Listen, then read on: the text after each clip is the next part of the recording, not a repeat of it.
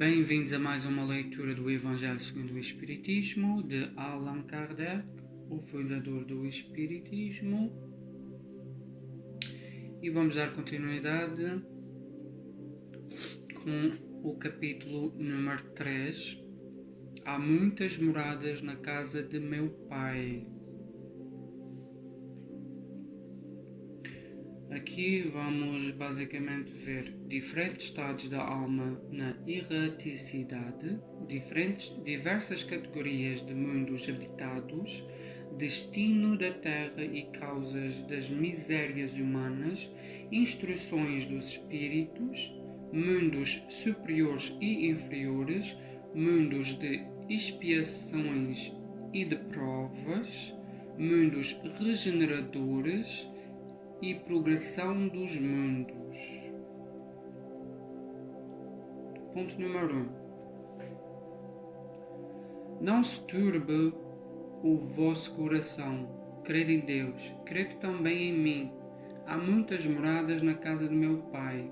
Se assim não fosse, eu vou-lo teria dito, pois vou preparar-vos o lugar, e depois que eu me for e vos aparelhar o lugar, virei outra vez e tornar-vos-ei para mim, para que lá onde estiver, estejais vós também. Vocês podem ver isto também na Bíblia, em João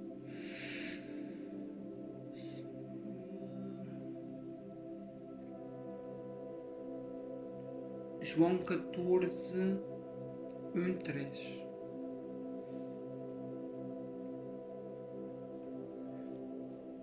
Diferentes estados da alma na erraticidade.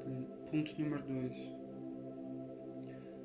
A casa do Pai é o universo. As diferentes moradas são os mundos que circulam no espaço infinito e oferecem aos espíritos desencarnados lugares apropriados à sua evolução. Além da diversidade dos mundos, estas palavras podem também ser interpretadas quanto ao estado feliz ou infeliz do espírito na erraticidade.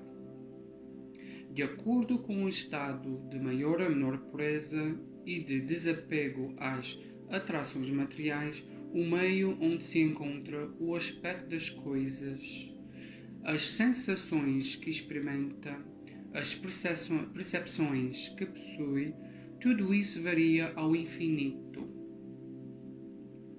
Enquanto uns vivem presos à esfera na qual viveram, outros se elevam e percorrem o espaço e os mundos, enquanto certos espíritos culpados vagam nas trevas. Os felizes usufruem de uma claridade resplandecente e do sublime espetáculo do infinito.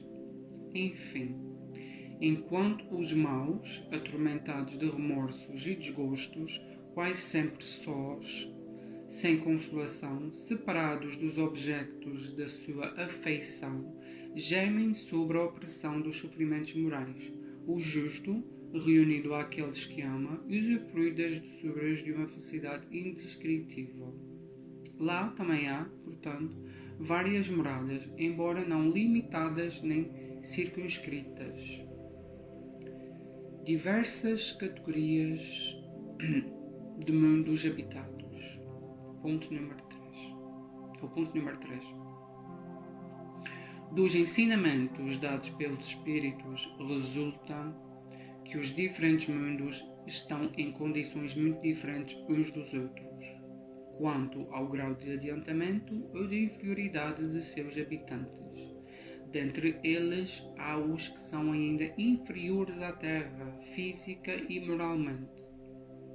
Outros estão no mesmo grau e outros ainda são mais ou menos superiores em todos os sentidos. Nos mundos inferiores, a existência é totalmente material.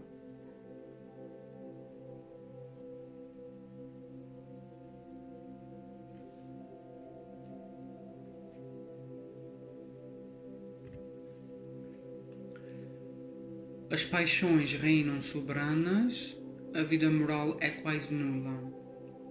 À medida que esta se desenvolve, a influência da matéria diminui, de tal forma que nos mundos mais elevados a vida é, por assim dizer, toda espiritual.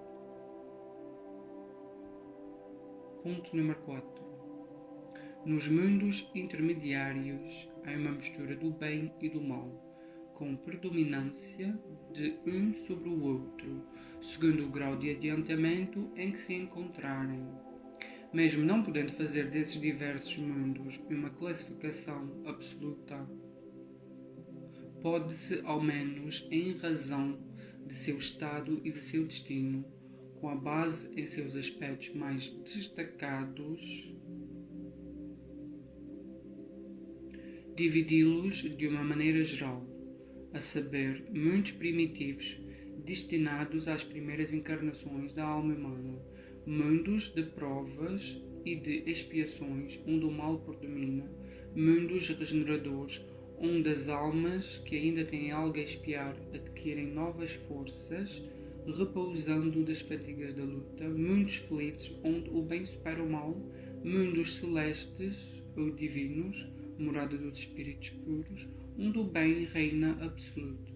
A Terra pertence à categoria dos mundos de provas e expiações, e é por isso que o homem nela é alvo de tantas misérias.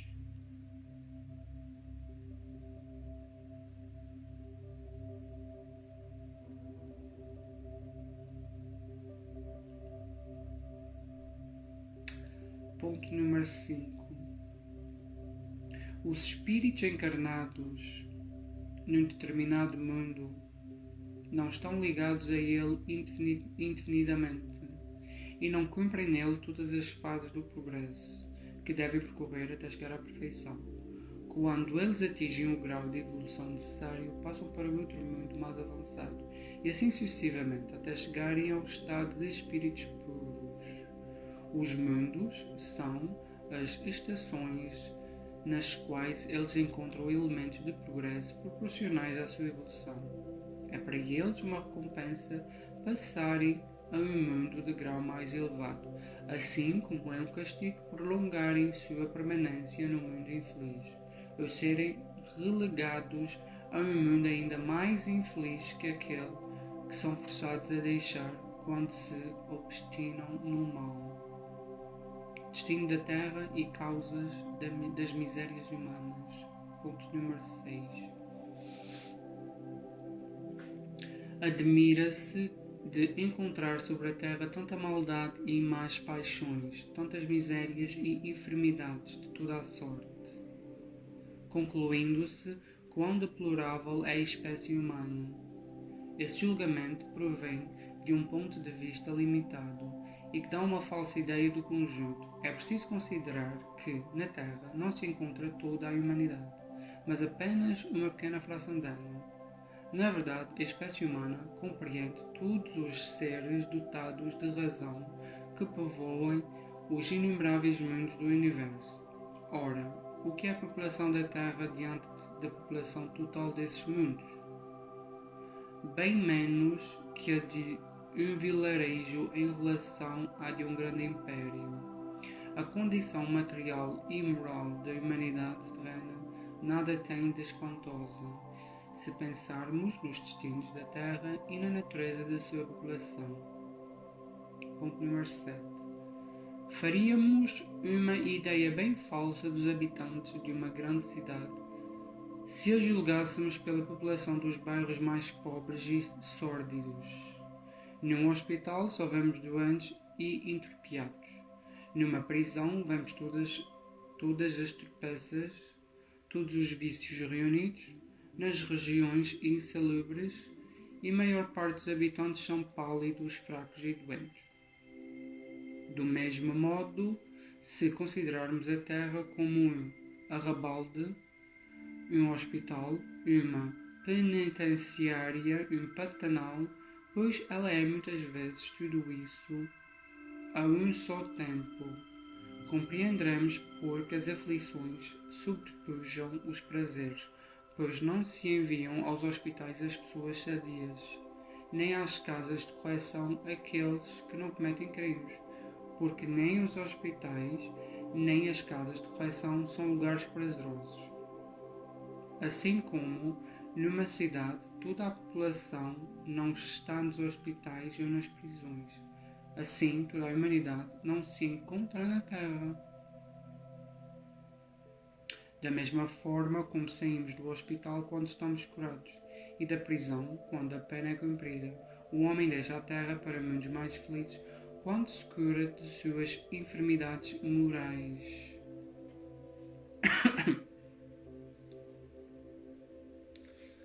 Instruções dos espíritos, mundos superiores e inferiores. Resumo do ensinamento dos espíritos superiores. Ponto número 8. A qualificação de mundos inferiores e de mundos superiores é antes relativa do que absoluta, pois o mundo é inferior ou superior com a relação àqueles que estão abaixo ou acima dele na escala do progresso. Tomando a Terra por comparação, pode fazer-se uma ideia do estado de um mundo inferior, supondo os seus habitantes no grau evolutivo dos povos selvagens e das nações bárbaras que se encontram ainda em nosso planeta, como restos de seu estado primitivo. Nos mundos mais atrasados, os seres que os habitam são de certa forma rudimentares, possuem a forma humana, mas sem nenhuma beleza. Nesses, os instintos não estão abrandados por nenhum sentimento de delicadeza ou de benevolência, nem pelas noções do justo ou do injusto. Apenas a força bruta é a lei. Sem indústrias, sem invenções, os habitantes dedicam suas vidas à conquista de alimentos. Entretanto, Deus não abandona nenhuma das suas crias. No fundo obscuro dessas inteligências encontra-se latente a vaga intuição de um ser supremo, mais ou menos desenvolvida. Esse instinto basta para que uns se tornem superiores aos outros, preparando-se para a eclosão de uma vida mais plena, pois não são seres degradados, mas crianças em crescimento. Entre esses graus inferiores, dos mais elevados, existem inumeráveis escalas, e entre os espíritos puros, desmaterializados e resplandecentes de glória, mal se reconhece aqueles que animaram os seres primitivos, assim como no homem adulto mal se reconhece o antigo embrião. Ponto número 9. Nos mundos que atingiram um grau superior, as condições da vida moral e material são diferentes das encontradas na Terra. A forma dos corpos é sempre, como por toda a parte, a humana, entretanto mais embelezada, aperfeiçoada e, sobretudo, purificada. O corpo nada tem de materialidade terrena e não é, consequentemente, sujeito às necessidades, às doenças e às deteriorações decorrentes do predomínio da matéria. Os sentidos, mais sutis, têm percepções que a rudeza dos nossos órgãos sufoca. A leveza específica dos corpos torna a locomoção rápida e fácil. Em vez de se arrastarem penosamente sobre o solo, eles deslizam, por assim dizer, na superfície ou pelo ar, sem outro esforço além da própria vontade. À maneira das representações dos anjos, ou como os manes dos antigos nos campos ilísicos. À maneira das representações dos anjos, ou como os manes dos antigos dos campos elíseos. Os homens conservem à vontade os traços de suas existências passadas e aparecem aos amigos tal qual estes os conheceram, mas iluminados por uma luz divina, transfigurados pelas impressões interiores, que são sempre elevadas. No lugar de rostos pálidos, devastados pelo sofrimento e pelas paixões, a inteligência e a vida resplandecem com esse brilho que os pintores traduziram pela auréola dos santos. A pouca resistência que a matéria oferece a estes espíritos já bem avançados facilita o desenvolvimento dos corpos e abrevia ou quase anula o período da infância. A vida, isenta de preocupações e de angústias, é proporcionalmente muito mais longa do que a da Terra. Em princípio, a longevidade é proporcional ao grau de evolução dos mundos. A morte não tem os horrores da decomposição e, longe de ser motivo de pavor, ela é considerada uma transformação feliz, pois não existem dúvidas sobre o futuro. Durante a vida, não estando a alma encerrada numa matéria compacta, irradia e goza de uma lucidez que a coloca num estado quase permanente e emancipação, permitindo a livre transmissão do pensamento. Ponto número 10. Nesses momentos felizes, as relações de povo a povo, sempre amigáveis, nunca são perturbadas pela ambição de dominação nem pelas guerras que lhes são consequentes. Aqui tem uma nota que diz manas, que nós lemos anteriormente, são as almas dos mortos considerados como divindades entre os romanos. Ok. E temos os Campos Elíseos, que é a morada dos heróis e homens virtuosos após a morte, na mitologia greco-latina. Dando continuidade. Não há mestres, nem escravos, nem privilegiados pelo nascimento. Somente a superioridade moral e intelectual estabelece a diferença de condições e confere a supremacia. A autoridade é sempre respeitada, porque decorre apenas do mérito e se exerce sempre com justiça. O homem não procura elevar-se acima do homem, mas sobre si mesmo, aperfeiçoando-se. Seu objetivo é chegar ao nível dos espíritos puros, e esse desejo incessante não é um tormento, mas uma nobre ambição, que o faz estudar com determinação para se igualar a eles. Todos os sentimentos ternos e elevados da natureza humana lá se encontram engrandecidos e purificados. Os ódios, os ciúmes mesquinhos, as baixas cobiças da inveja ali são desconhecidos. Um sentimento de amor e de fraternidade une a todos os homens. Os mais fortes ajuntam os mais fracos. Suas posses são correspondentes às possibilidades de inteligência de cada um, mas ninguém sofre pela falta do necessário, pois ninguém ali está por expiação. Em uma palavra, o mal não existe. Ponto número 11. Em vosso mundo, tendes a necessidade do mal para semear o bem, ou para sentir o bem, isso. Em vosso mundo tendes a necessidade do mal para sentir o bem, da noite para admirar a luz, da doença para apreciar a saúde. Lá, esses contrastes não são necessários. A eterna luz, a eterna bondade, a paz eterna da alma proporcionam uma perene alegria, que não é perturbada nem pelas angústias da vida material, nem pelo contacto dos maus, que ali não têm acesso. Aí está o que o espírito humano só dificilmente compreende.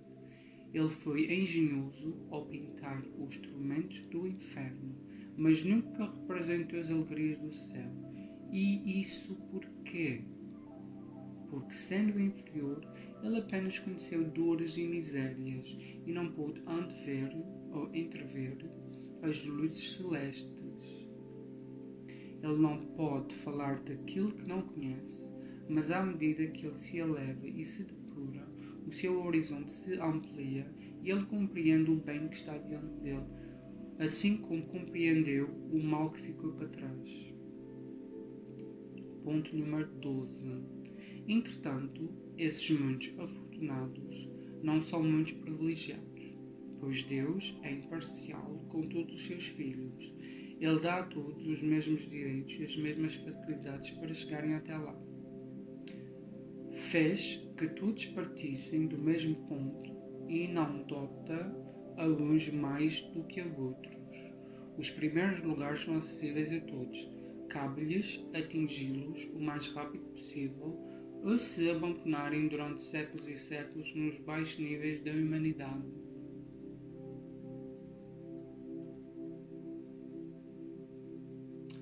Mundos de expiações e de provas. Aqui temos Santo Agostinho, Paris, 1862, o ponto número 13. O que vos direi destes mundos de expiações o que vos direi destes mundos de expiações que vos já não conheceis? Pois basta considerar a terra que habitais. A superioridade da inteligência para um grande número de seus habitantes indica que ela não é mais um mundo primitivo, destinado à encarnação de espíritos ainda mal saídos das mãos do Criador. As suas qualidades inatas são a prova de que já viveram e que realizaram um certo progresso, mas os vícios, também numerosos, aos quais se inclinam, são um indício de uma grande imperfeição moral. É por isso que Deus os coloca no mundo ingrato, para expiarem suas faltas por meio de um trabalho penoso e das misérias da vida, até que se façam merecedores de passar para um mundo mais feliz. Número 14. Ponto 14. Entretanto, nem todos os espíritos encarnados sobre a Terra se encontram em expiação. As raças, que chamais selvagens, são espíritos apenas saídos da infância e que aí estão, por assim dizer, educando-se e desenvolvendo-se ao contacto de espíritos mais avançados. Vêm em seguida as semicivilizáveis, formadas por esses mesmos espíritos em evolução. São, podemos dizer, as raças indígenas da Terra, que se desenvolveram pouco a pouco depois de longos períodos seculares, conseguindo algumas atingir a evolução intelectual dos povos mais esclarecidos. Os espíritos em expiação aí estão, se podemos assim nos exprimir, como estrangeiros. Já viveram em outros mundos, dos quais foram excluídos por causa de sua obstinação no mal, que os tornava motivo de perturbação para os bons. Eles foram relegados por um tempo entre os espíritos mais atrasados, tendo por missão fazê-los avançar, pois levaram consigo uma inteligência desenvolvida e o germe dos conhecimentos adquiridos. É por essa razão que os espíritos punidos se encontram entre as etnias mais inteligentes, visto que são estas também as que sofrem mais penosamente as misérias da vida, por possuírem mais sensibilidade e serem mais atingidas pelos atritos do que as raças primitivas, nas quais o senso moral é mais obtuso. Ponto número 15. A Terra apresenta-se assim como um dos tipos de mundos expiatórios, nos quais as variedades são infinitas, mas que têm como característica comum servir de local de exílio aos espíritos rebeldes à lei de Deus. Neles, os exilados precisam lutar ao mesmo tempo contra a perversidade dos homens e a inclemência da natureza, trabalho duplamente penoso que desenvolve ao mesmo tempo as qualidades do coração e as da inteligência. É assim que Deus, em sua bondade, transforma o castigo em proveito e evolução para o espírito.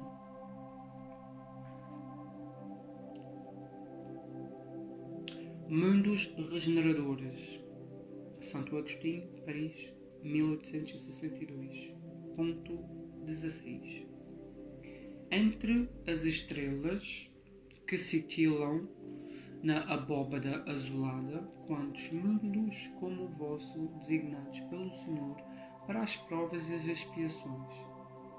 Mas há também entre elas mundos mais infelizes e melhores, como há planetas de transição que podemos chamar de regeneradores.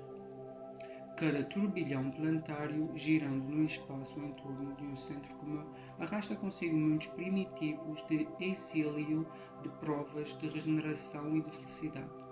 Já ouvistes falar destes mundos, onde a alma nascente é colocada, ainda ignorante do bem e do mal, para que possa caminhar para Deus. Senhora de si mesma, de posse de seu livre-arbítrio, já ouviste falar das amplas faculdades de que a alma foi dotada para praticar o bem, mas que pena, existem as que fracassam, e Deus, não querendo destruí-las, permite-lhes ir a esses mundos onde, de encarnação a encarnação, elas se depuram, se regeneram e voltarão dignas da glória a que foram destinadas. Ponto número 17. Os mundos regeneradores servem de transição entre os mundos de expiação e os mundos felizes. A alma que se arrepende encontra nesse lugar a paz e o repouso, terminando por se purificar. Sem dúvida, mesmo nesses mundos, o homem ainda está sujeito às leis que regem a matéria. A humanidade prova as vossas sensações e os vossos desejos, mas está liberta das paixões desordenadas que vos escravizam. Lá não há mais o orgulho que cala o coração, a inveja que o tortura, o ódio que o asfixia.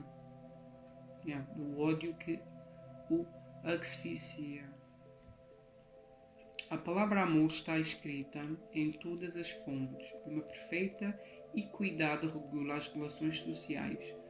Todos manifestam a Deus e buscam chegar a Ele, segundo as suas leis. Entretanto, ainda não existe nesses mundos e perfeita felicidade, mas a aurora da felicidade. O homem ainda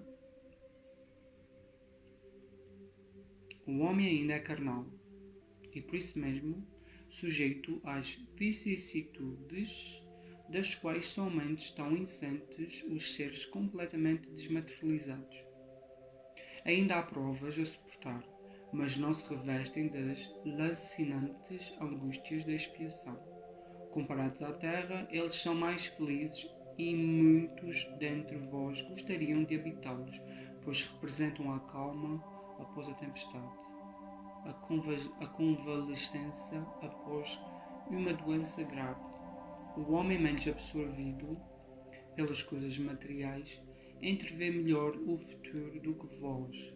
Compreende que são outras as alegrias que o Senhor prometeu àqueles que se tornam dignos.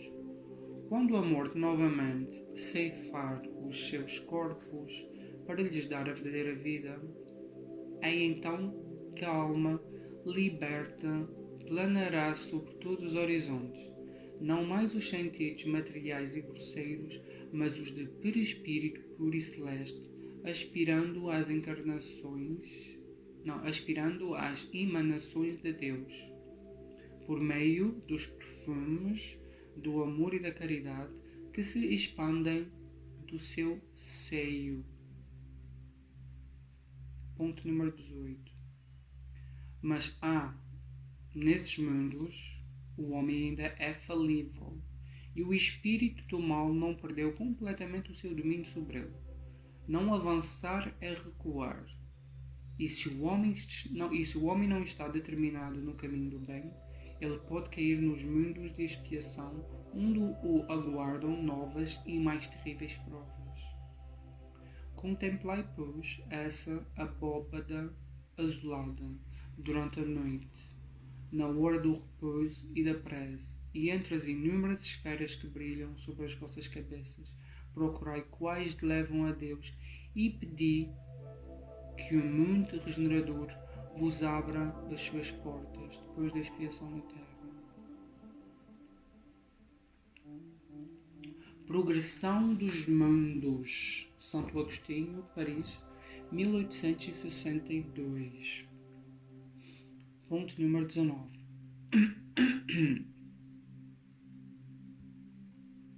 O progresso é uma das leis da natureza. Todos os seres da criação, animados e inanimados, a ela estão submetidos pela bondade de Deus, que quer que tudo se engrandeça e prospere.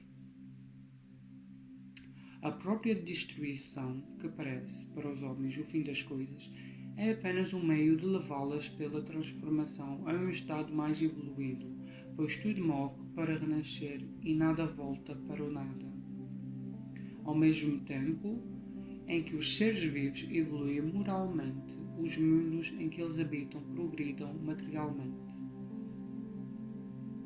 Quem pudesse seguir o mundo em suas diversas fases, desde o instante em que se aglomeraram os primeiros átomos que serviram para a sua constituição, poderia vê-lo percorrer uma escala incessantemente progressiva, por meio de níveis imperceptíveis a cada geração, e oferecer aos seus habitantes um lugar mais agradável, à medida que eles também avançam no caminho do progresso. Assim segue, paralelamente, o progresso do homem e dos animais, seus auxiliares, o dos vegetais e o das formas de habitação, pois nada fica estacionário na criação. Como esta ideia é grande e digna de majestade do Criador, e como ao contrário é apenas e indigna de seu dever a ideia que concentra a sua solicitude e a sua providência no imperceptível grão de areia da terra, e restringe a humanidade a algumas criaturas que o habitam. A terra, seguindo essa lei, esteve material e moralmente num estado inferior ao de hoje e atingirá nesse duplo aspecto um grau mais avançado. Ela chegou a um dos seus períodos de transformação e vai passar de mundo de provas e expiações a mundo de regeneração. Então os homens serão felizes, pois a lei de Deus nele reinará.